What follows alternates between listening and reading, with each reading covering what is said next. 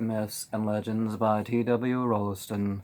Chapter 8. Myths and Tales of the Cymry. The Luck of Elphin.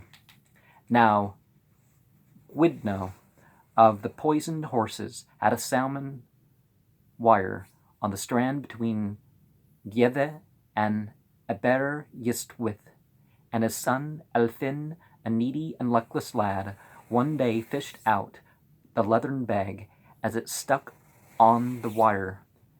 They opened it and found the infant within. Behold, a radiant brow.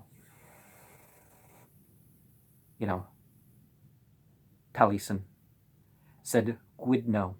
Taliesin be he called, said Elphin.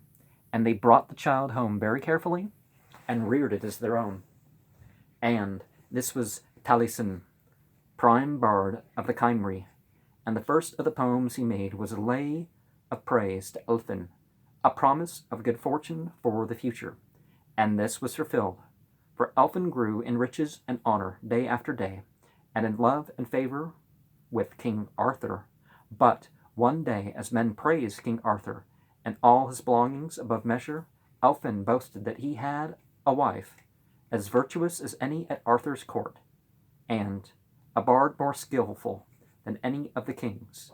And they flung him into prison until they should see if he could make good his boast.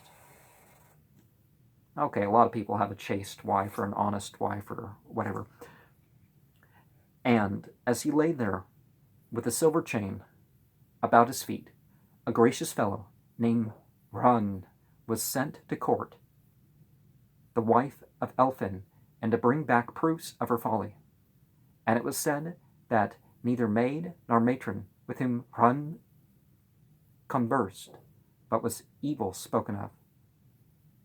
Taliesin then bade his mistress to conceal herself, and she gave her raiment and jewels to one of the kitchen maids, who received Run as if she were mistress of the house.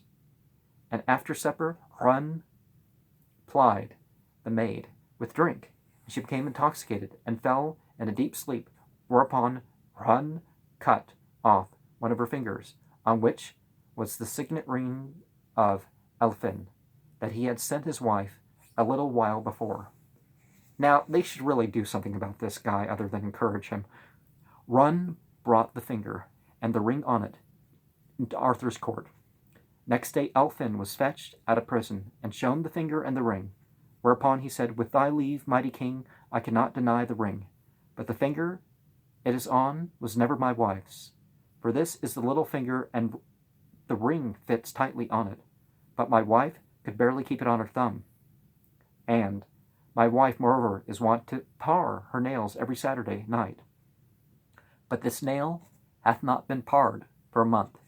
And thirdly, the hand to which this finger belonged was kneading rye dough within 3 days past. But my wife has never kneaded rye dough since my wife she has been." Then the king was very angry because his test had failed, and he ordered Elphin back to prison till he could prove what he had affirmed about his bard. Hopefully that's not another piece of the roof, but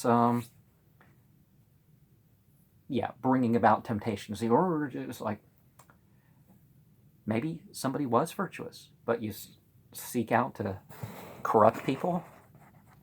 It's not